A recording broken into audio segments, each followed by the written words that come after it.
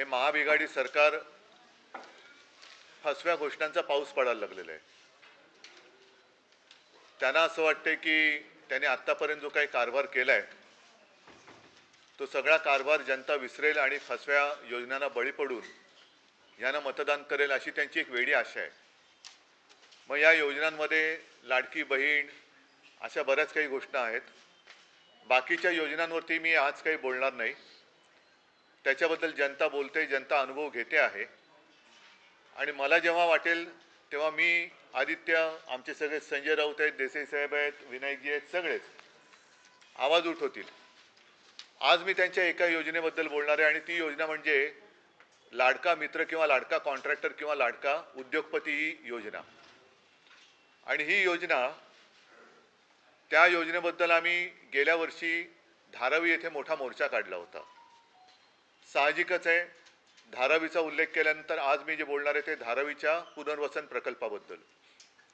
धारावीकरांना त्यांच्या हक्काचं घर जिथल्या तिथे मिळालंच पाहिजे आणि ते सुद्धा 500 स्क्वेअर फुटाचं मिळालंच पाहिजे, ही शिवसेनेची आग्रही भूमिका कालही होती, आजही आहे आणि उद्या सुद्धा राहणार आहे। धारावीचा विचार केला तर धारावी ही केवळ एक नुसती झोपडपट्टी नाही, तर एक त्याच्यात वेगळेपण आहे। ते वेगळेपण असं आहे की ही जणू काही इंडस्ट्रियल श्रम, म्हणजे ह्या प्रत्येक घरामध्ये एक मायक्रो स्केलचा उद्योग चालतो। मग त्याच्यामध्ये काही ठिकाणी कुंभार पण आले, अगदी इडलीवाले आले, चामड्याचा उद्योग करणारे आले, कुंची कोरवे आले, बऱ्याच गोष्टी आहेत। आणि त्या उद्योग धंद्यांचं करणार काय हा एक प्रश्न अजूनही अनुत्तरित आहे। आम्ही मोर्चा काढला होता, तो मोर्चा जो एक बेसुमार TDR काढून अडाणीला द्यायचा त्यांचा जो डाव आहे, जो आम्ही उधळून लावणार आहोत, तो कधीही यशस्वी होऊ देणार नाही आहोत।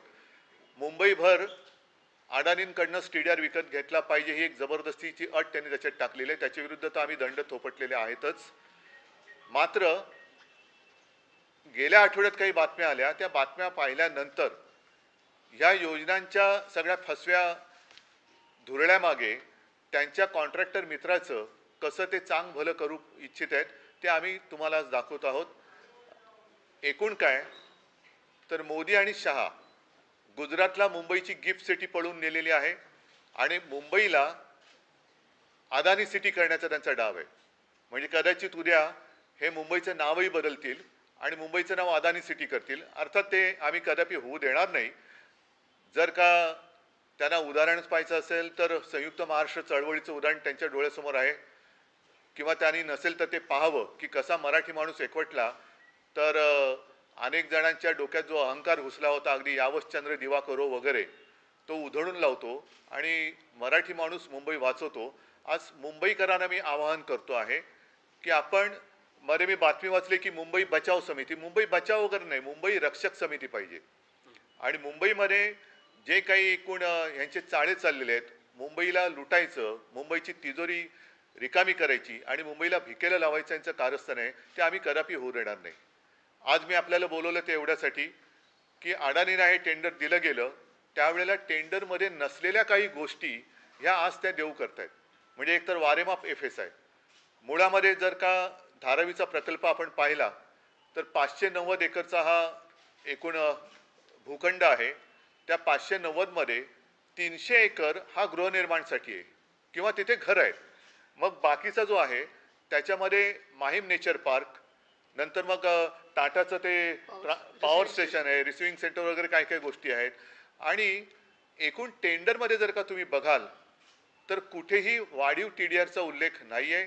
त्याच्यानंतर आता जे काही तिकडे चाललेलं आहे की सर्व घरांना ते एक नंबर देत आहेत, म्हणजे धारावीकरांना पात्र अपात्रतेच्या चक्रव्यूहात अडकून हाकलून द्यायचं।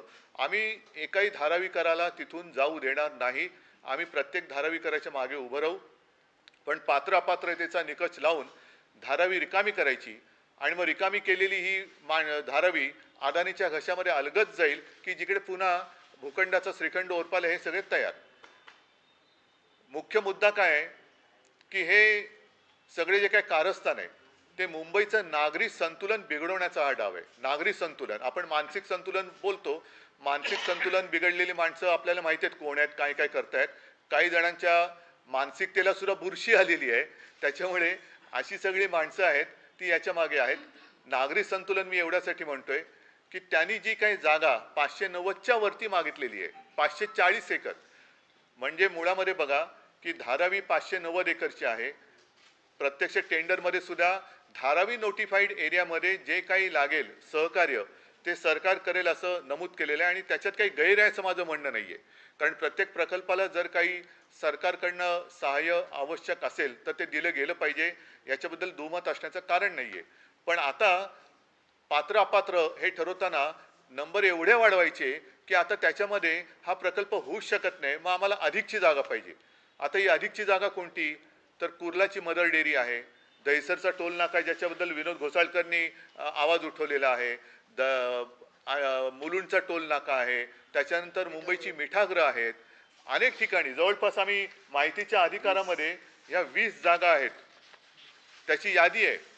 हे माहितीच्या अधिकारात मिळवलेले हे संपूर्ण हा कागद आहे आणि त्याच्यामध्ये अनेक जागा म्हणजे मातृदुग्ध शाळेची कुर्ल्याची तुम्हाला म्हटलं तसं अनेक ठिकाणी अंदाजे क्षेत्रफळ माहिती उपलब्ध नाही, कुठे 21 एकर, 46 एकर, 18 एकर, बऱ्याच ठिकाणी माहिती उपलब्ध नाही.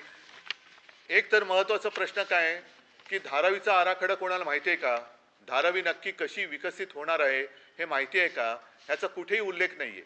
आणि अचानक हे सरकार लाडक्या मित्रासाठी, कोणाचा मित्र तुम्हाला माहिती आहे, त्या लाडक्या मित्रासाठी वेगवेगळ्या ठिकाणी झोपडपट्टी योजनेतून जागा अधिग्रहित करायला लागलेले. हा काय प्रकार आहे? कोणासाठी करताय?